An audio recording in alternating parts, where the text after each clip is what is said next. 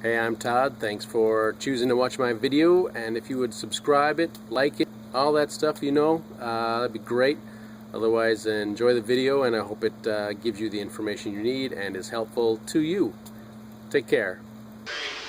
2015 Subaru XV Crosstrek front brake pad replacement.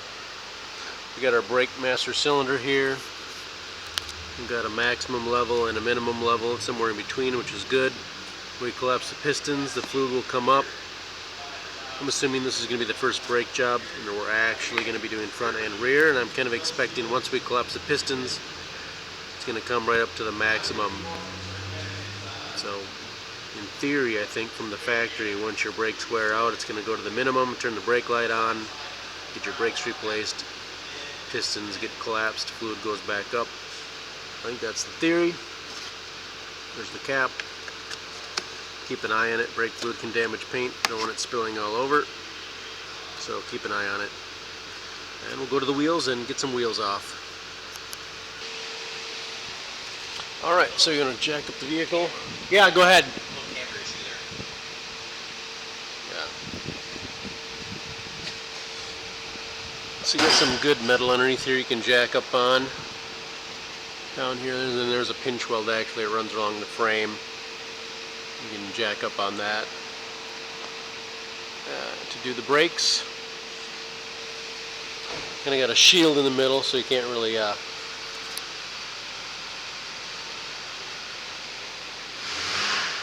jack in the middle, but pinch weld, jack it up, use safety stands, protect yourself. Usual routine. Take the tire off. You can break the lug nuts loose a turn or two, left to loosen, right to tighten, break the lug nuts loose a turn or two, 19mm when it's on the ground, then jack up the vehicle, take the lug nuts off the rest of the way, and then we'll get to the caliper.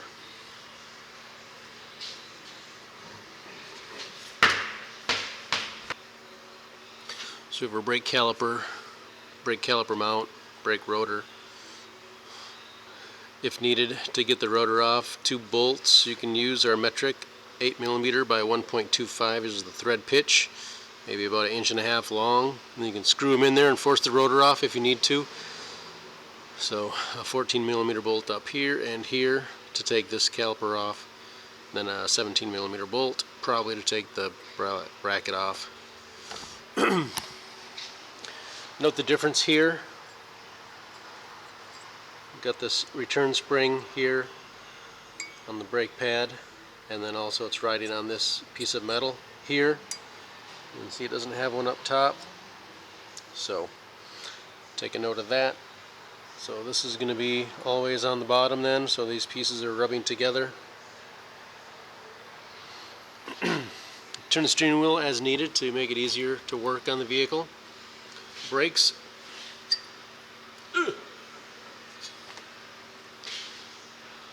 Well, I won't do it, I guess, because it's locked in place. I do like to check the calipers a little bit, so you can get a screwdriver in here.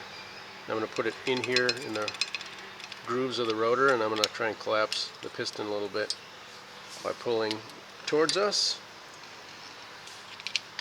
Here. Pull it towards us a bit. Moves a little bit. Then you can check your slides. Everything seems to be sliding pretty good, so we can feel good about that. Do that for both sides. Then you know you don't need calipers. If something's not sliding, you may consider replacing your brake parts. So here's the 14mm here, and the 14mm here. So that's what we'll be doing. Everything is left to loosen, right to tighten. Here's my basic tools: large channel locks to collapse the piston all the way as needed, impact gun with 17mm, 19mm, 14mm, 17mm, 17mm, 17mm, 19mm. This is just for some leverage as needed. I'll show you right in a bit. Torque wrench, 3/8. Those are basic tools I'm using. The lubricant, cordless gun, 14mm swivel.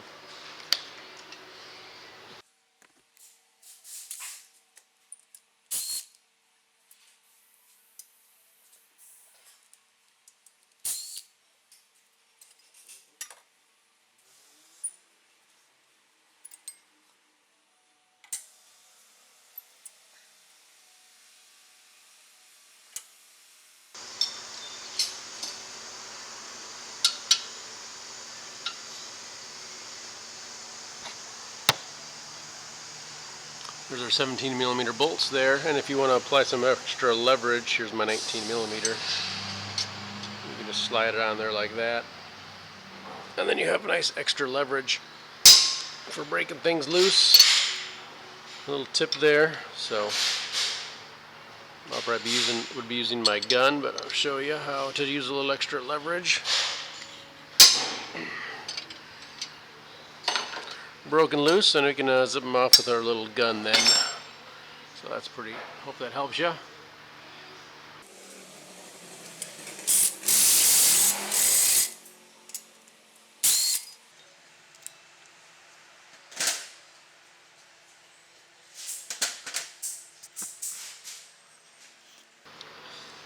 Then you can clean these up or replace them.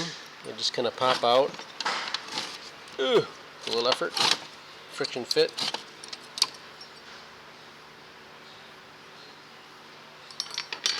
And again, here's the other ones. You can see a little indentation there too. Don't want to necessarily mix these up then. So again, you can clean these up, some warm soap and water, or replace them. I got new ones somewheres. We'll snap the new ones on.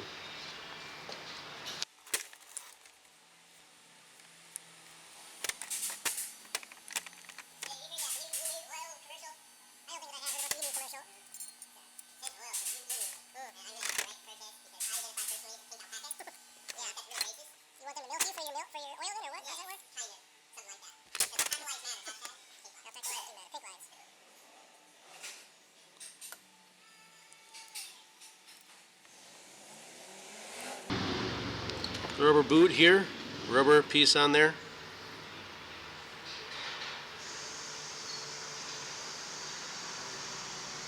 Just adding a little extra lube.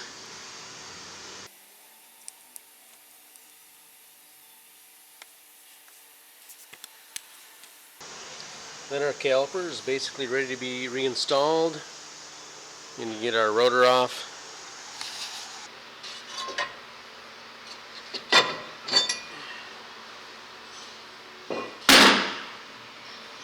It's nice it did slide off. You can also tap it with a hammer if you need to. Maybe pop it off. Get your rotor machined or replaced.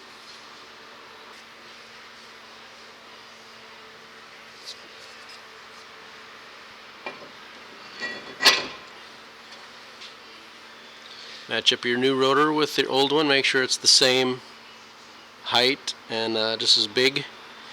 Got the new rotor on there. Sometimes I like to throw a lug nut on there to keep the rotor straight.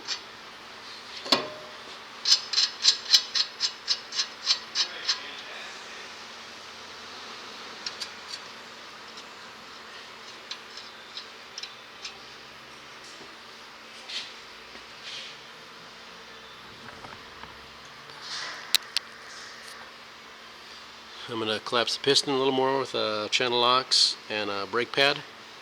Boom. Hopefully you can see that.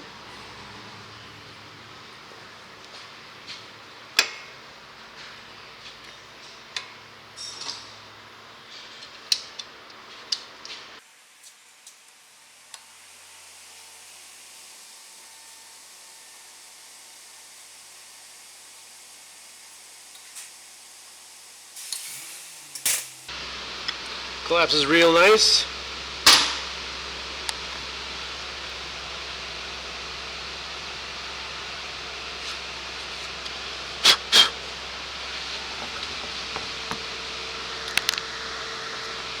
Then we can throw our brake caliper back on the mount.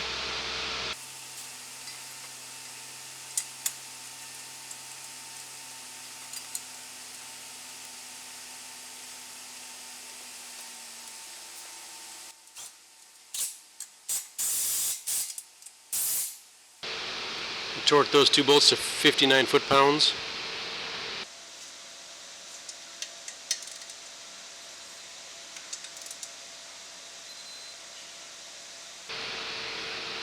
So this is our new inner brake pad. We put a little lubricant around the edges here on the metal.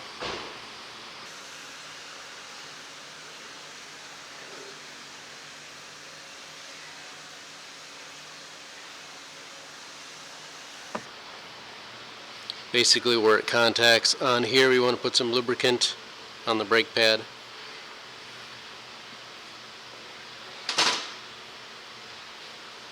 Just slide this one into place.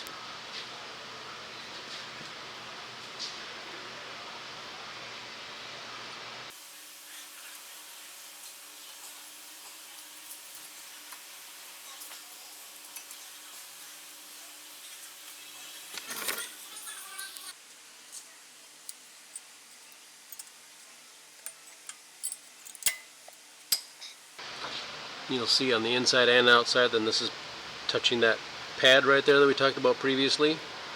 So we're good to go.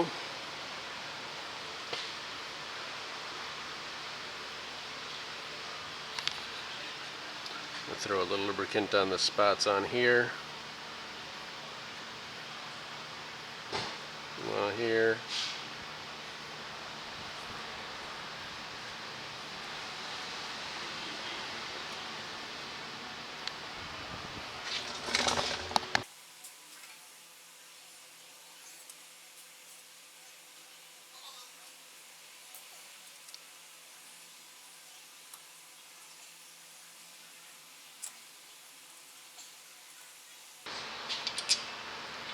Let's throw this caliper on. So there's a flat spot. There's a flat spot with these pads, or the slide here, so just kind of make sure it sits like so on the top and the bottom, and we'll tighten these down to 19.9 foot-pounds.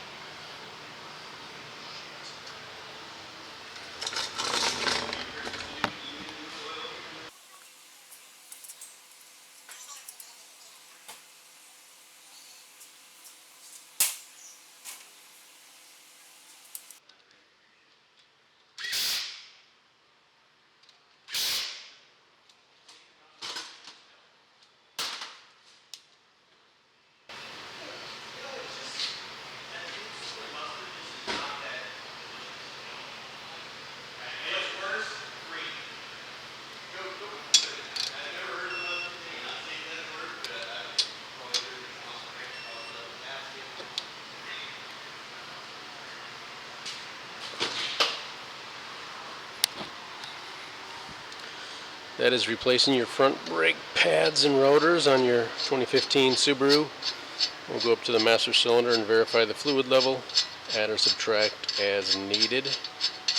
Taking lug nuts off, of course. We'll put our wheels on and tighten them down.